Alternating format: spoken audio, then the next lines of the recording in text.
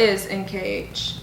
NKH is a genetic condition caused by two mutated genes. Me and her both have one, each mutated gene that causes a malfunction in the glycine cleavage system.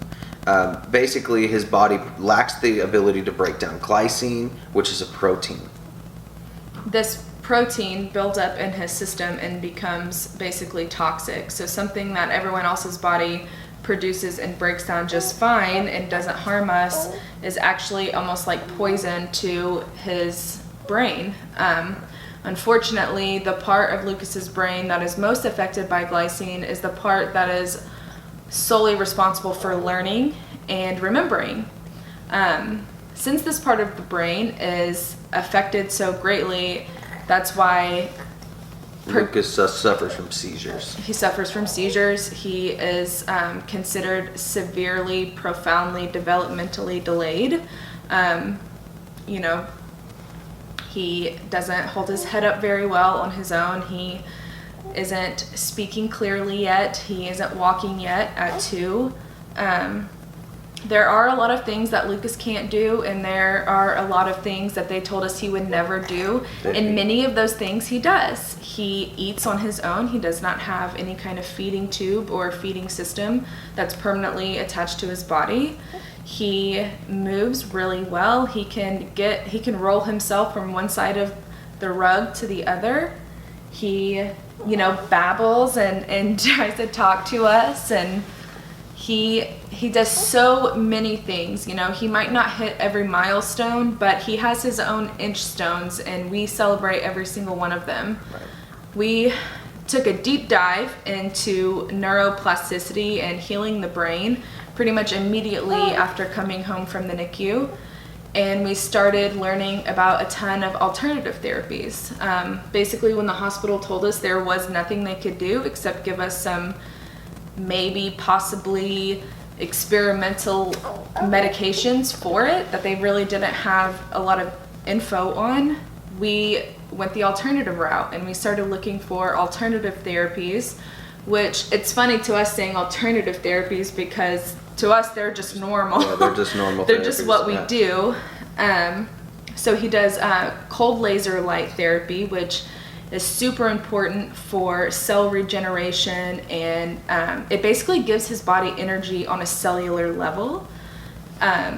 We do movement lesson, which is a type of physical therapy that focuses on creating new pathways in Lucas's brain. So teaching his body to move or moving his body for him is basically going to teach his brain how to move. Right. We kind of look at his brain like a computer, and you can code a computer and you can put good code into a computer and get good things out, or you can put bad code into a computer and get bad things out, or you can put no code in a computer and you won't get anything. Right. So we are constantly trying to flood Lucas's brain with how to hold his head up, how to, focus on an object, how to reach for an object, and it's an everyday thing because of the nature of NKH. Right. We also recently started seeing a naturopathic doctor who is an epigeneticist, which has completely changed our lives for the better. Yeah, absolutely.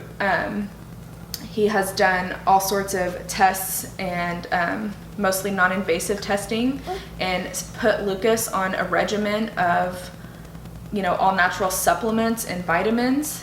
It's a lot. It's not always easy to get it in. We have to put it in his food, and Yeah, supplements. there's a lot to it. There's a lot. But I think by going to him, we started to look at his problem a little bit different. Yeah. Instead of it being something that we needed to, like almost limp along and hope that hope for a therapy. We really found, they opened our minds to the mind rather, and really understanding that the body can really do some amazing things when it's fed the right fuel to do that, and that's really what the epigenetics is all about. It's taught us that our bodies truly are created to heal themselves. And they speak on a subject called methylation, that is basically, it's the method of the body being able to do a task in a different way but create the same result. Right. So my mother-in-law is kind of the epigenetics, or the methylation, I should say, the methylation expert in the house. And she explains it like a road. Okay, so you have point A and you have point B, and if there's an accident on this route, then you would take a bypass, and you can still bypass this accident, this deletion, and get to point B. And that's how our body works. So since Lucas's body doesn't, the pathway to break down glycine is technically broken according to his DNA. Right. Dr. Lang, our epigeneticist, is helping us, or helping Lucas's body, I should say, find a new pathway to create another way to break down glycine and another way for his body to process what's going on through vitamins and supplements and, cold laser therapy and even, balancing his chakras. It's all, right. It's a lot of energy work, which, if you would have asked us 2.5 years ago, 3 years ago, what we thought of all of that, we probably would have a much different opinion now, but we're believers. We've seen it work, and we've seen so many good results from, transformation in him is completely, enough to say that it's definitely worth a look.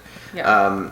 And I think one of the biggest things for us is we've really just opened to all kinds of different things because the traditional medical system hasn't really given us any options. No. Other than, we see a couple different doctors that help us with basic things, and but they get all of their information about NKH from us. Right. There's only 2 children in the state of Arizona with this condition, and only 500 in the world.